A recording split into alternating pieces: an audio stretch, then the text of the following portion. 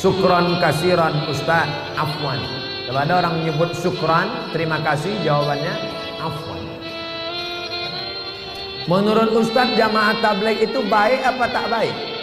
Entah. Ada orang kampung saya punya meja biliar, bola sodok,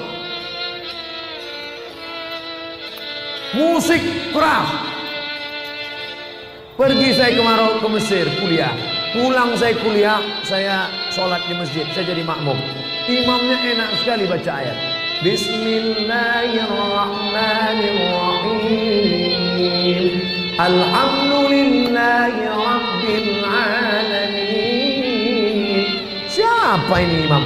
Rupanya yang punya meja biliar pun.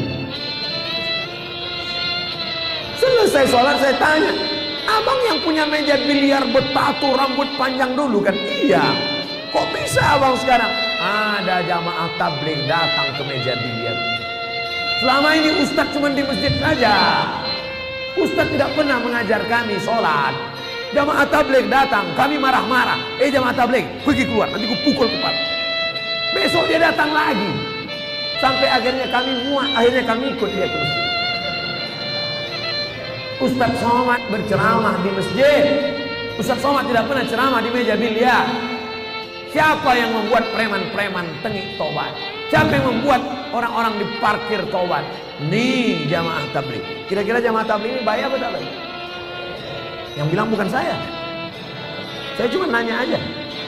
Jadi kalau ada orang mengatakan jamaah tabligh tidak baik, kenapa jamaah tabligh tidak baik? Karena jamaah tabligh pakai sorban, Nabi Muhammad pakai sorban. Jamaah tabligh tidak baik. Kenapa? Karena jamaah tabligh pakai jenggot, Nabi Muhammad pakai jenggot. Jamaah tabligh tidak baik. Kenapa? Karena jamaah tabligh mengetuk pintu rumah ngajak sholat. Itu yang dilakukan Nabi Muhammad. Assalamualaikum, ayo sholat. Ustaz Somad kenapa enggak melakukan ini? Saya takut. Orang jamaah tabligh tak ada takutnya. Assalamualaikum, Pak Haji, ayo ke masjid Pak Haji. Jangan ajak-ajak saya. Kau belum lahir aku udah haji. Besok dia datang lagi. Assalamualaikum Pak Haji, Waalaikumsalam. Ayo ke masjid Pak Haji. Jangan ajak saya. Saya sholat di Masjidil Haram 1 rakaat, catatannya 100.000 rakaat. Udah penuh amal saya. Saya udah sedikit lagi masuk surga. Jangan ajak saya. Besok dia datang lagi. Lama-lama Pak Haji bosan, udah kumat jantung. Ayolah. Nih jamaah tabligh. Kira-kira jamaah tabligh ini baik apa tak baik? Udah 2 kali ditanya.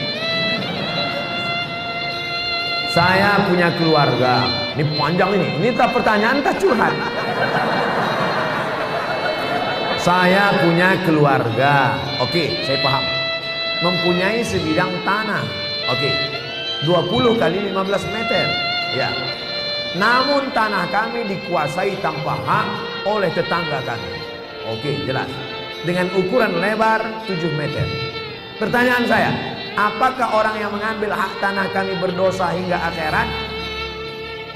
Qaidah sibrin, sejengkal kau ambil, quyida, dililitkan ke lehermu sab'in aradin, 7 lapis. Sejengkal kau ambil 7 lapis tanah dari leher. Apalagi 7 meter? Apakah keluarga anak menantu turut berdosa karena mengetahui bahwa orang tuanya telah mengambil? Ya, yang tak tahu malam ini ku beritahu. Yang pura-pura tak tahu, tak mau tahu, aku kasih tahu. Andai tanah ustadz yang dibuat orang begini, apa tindakan ustadz? Ku lapor ke Pak Kapolres. Ada orang ngejek-ngejek saya di internet, foto saya di model-modelnya. Disangkanya saya Ustaz Somad itu baik, maafkan. Dah Ustaz, ini ada orang ngejek Ustaz, kita BAP ke Polda. Berapa tahun? 4 tahun, tenggelamkan. Jangan macam-macam. Apa gunanya di sebelah kanan Pak Kapolres, di sebelah kiri Pak Dandim, ya kan? Kita jalan sama Pak Wakil Gubernur, ada Pak Bupati, inilah masanya. Mainkan. Ustaz, bagaimana hukumnya baca doa tahlil dengan perantara membakar kemenyan? Di Mesir pagi-pagi itu ada satu petugas yang bakar menyan di seluruh toko-toko. Di toko keliling bakar menyan. Keliling. Saya waktu pertama sampai di Mesir, wah, nampaknya orang Mesir manggil setan juga. Setelah lama-lama di Makkah, saya lihat menyan itu berbungkal-bungkal. Rupanya menyan itu bukan mau manggil setan, tapi untuk pengharum ruangan. Ketika datang Habib Umar bin Hafiz yang dari Yaman, Hadramaut, dibakar juga di Istiqlal. Dibakar, cuman bukan menyan, tapi serbuk kayu, namanya ud. Bahasa kitanya gaharu. Kenapa orang di kampung kita pakai menyan? Kenapa tidak pakai gaharu? Saya tahu setelah saya ceramah di Kalimantan Utara. Saya tanya Pak Gubernur, ya, di sini banyak gaharu. Banyak. Berapa sekilo? 40 juta yang paling murah. Pantesan pakai menyan. Gaharu. Kalau sampailah 40 juta itu kita letakkan di ruang tamu, lalu ada kawan yang hidupkan, itu kita nangis. Kenapa? Nggak tahan asapnya, nggak tahan. 40 juta bro. Jadi kalau di majelis Habib, majelis maulid, sebelum doa baca itu untuk mengharum ruangan. Karena dengan harumnya ruangan, malaikat-malaikat suka. Tapi kalau di ruangan itu bau busuk, man akala basolan, siapa yang makan bawang merah, makan bawang putih, malaikat tidak mau masuk. Kenapa? Malaikat tak tahan mencium. Malaikat. Apalagi jengkol sama petai. Tapi kalau gosok gigi dulu boleh.